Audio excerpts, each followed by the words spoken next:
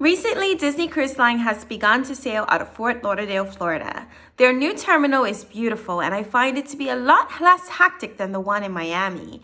In this video, I will take you through what embarkation and disembarkation day can look like and show you some of the transportation options so that you are fully prepared for your next cruise. Hey guys, it's Michelle, and we are going to start this video with the most exciting day of your cruise, embarkation day.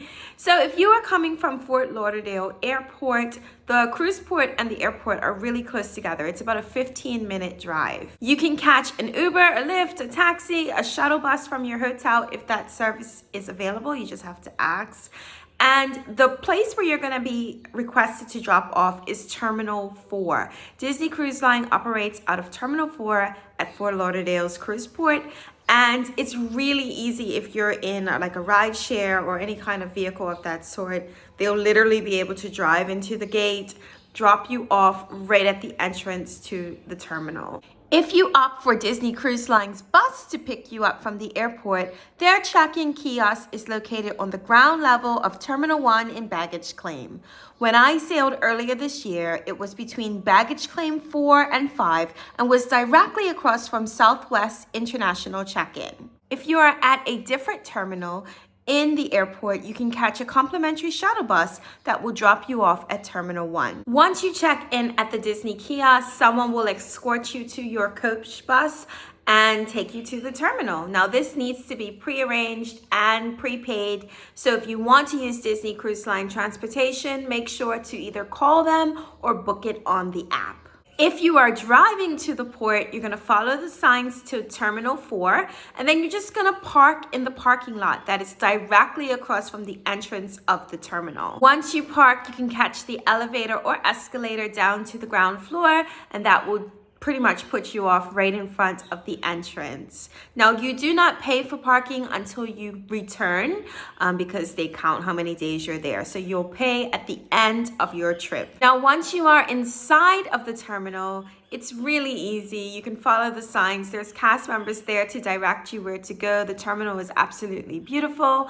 You're going to go through like a check-in process, just checking all of your documents. So make sure you have your passport and everything like that. You're also going to go through some security. And then before long, you'll be walking onto the gangway and beginning your beautiful Disney Cruise Line vacation. Now that I've covered the best day of your cruise, the first and best, it's time to talk about the last day, disembarkation day, which is truly the saddest day of your vacation. No one wants to get off the ship. Everyone's kind of walking around like zombies because who wants to leave like the best vacation ever? All right, so disembarkation day, the process for it anyway, it starts the night before you are scheduled to leave or disembark. You have to get your luggage ready, especially the heavy suitcases or anything heavy that you don't wish to carry off the ship with you. You need to put it outside of your stateroom door the night before. Usually they say about 9 o'clock or 10 o'clock at night. There's usually a pamphlet or an information sheet that your stateroom attendant will give you that night so you can brush up on the specifics of your cruise. There's also a detailed video that the cruise director will have playing on a loop the night before and the morning of, so you know exactly what the steps are and the process is for disembarkation day. I'm just giving you kind of like a general, I've been on a few Disney cruises. They're pretty much all been the same, even though they're at different ports. So I'm just giving you kind of like a general idea of what to expect. Now, even though you're gonna put your large heavy suitcases outside of your door, make sure that you have clothing that you're gonna wear the next morning and any toiletries you may need just for that night, because you don't wanna walk off the cruise ship in, the pajamas that you were wearing the night before. Or maybe you do, that's your business, whatever you wanna do. But if you want to, change your clothes, have a clean underclothes and toothbrush, at least toothpaste, things like that, make sure that you don't put those in your suitcase because you will not see those suitcases again until you're off of the cruise ship. They are also going to give you these character tags to put on your suitcase. Make sure that you put them on the suitcase and fill out the back information, which is your name, your stateroom number, your telephone number. These character tags are going to help them sort the bags and help you to find your bag faster when you get off the ship. So it's very important that you include those on your luggage. So that's everything that you need to do the night before. Let's move on to the morning of disembarkation day. So you're gonna wake up, have a tear, shed a tear because you're back to reality. And then it's time to be off for breakfast. So for breakfast, you have two options. The first is an actual main dining room seated breakfast. The servers usually tell you the night before, and it's listed on your app which restaurant you are to go to and what time you're supposed to be there. So usually if you have the early dining time, then you'll go to breakfast early. I mean, it's like 7:30 in the morning or something like that. And if you had the later dining time all throughout your cruise, then you'll go to breakfast a bit later. Usually I think it's like, no, I don't know. I don't know if it's 8:30 or 9 o'clock.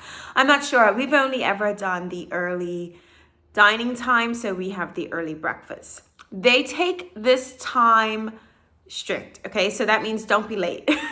We were late one time. We were about 15-20 minutes late, overslept, and they were like, sorry, we can't seat you. And that's mainly because they have to turn over really quickly. And so if we come straggling in late, then it holds up the next round of people who need to come in. So if you're going to sit down and have your last meal, you know, at the main dining room in one of those locations, be on time.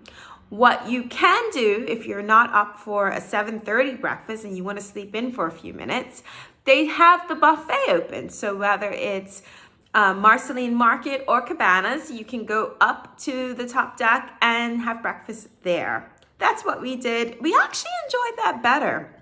It was a little less hectic. You didn't feel like the wait staff was kind of rushing you, hurrying you along to eat.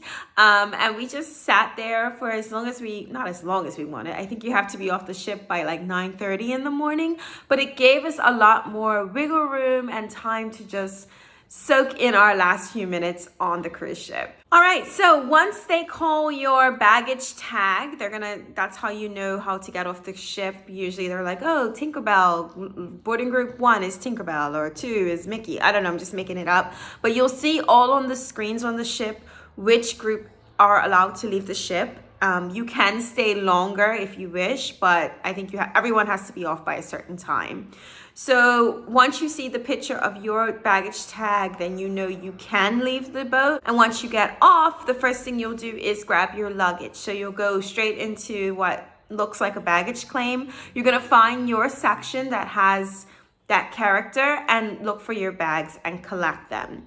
From here, you're gonna line up and go toward the customs and immigration kind of section. They will essentially re-enter you back into the US, and then you are free to go to ground transportation. Now, if you have pre-arranged Disney transportation to go back to a Disney hotel or the airport, the cast members will tell you where to go. The bus is essentially waiting for you right where you would have been dropped off. So where you enter the terminal is where you're going to exit as well. So the area should look fairly familiar to you if you were paying attention when you got there.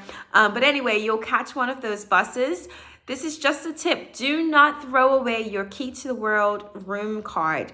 That is what they'll use as your ticket to get onto the coach bus to take you wherever you're going. Now, if you are leaving the terminal through Uber, taxi, Lyft, any rideshare service, or if someone is picking you up, that little station is going to be right to the right when you exit the terminal. You'll see signs on the side, and that's where you're going to stand and wait. It's really organized. It flows quite well, I think. I found that terminal to just be such a breeze and hassle-free. Same thing if you drove to the terminal, if you need to go to the garage, it's the same process. Just go across the street, up the elevator.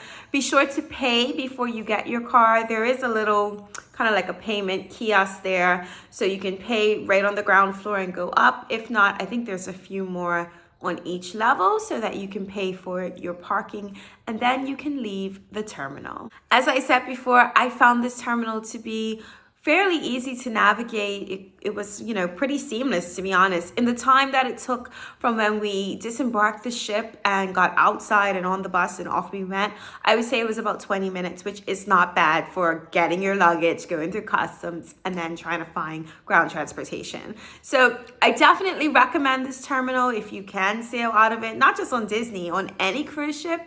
I think it's a great terminal. It's not as crowded, but it is still, you know, good cruise ships go out of there with great vacation options. All right, guys, so this is the end of the video. I hope it was helpful. If you have any questions, comment down below and I'll try to answer it as best as I can. Now, as always, if you liked the video, if you found it helpful, please like and subscribe to the channel if you want to see more travel tips and tours and vlogs.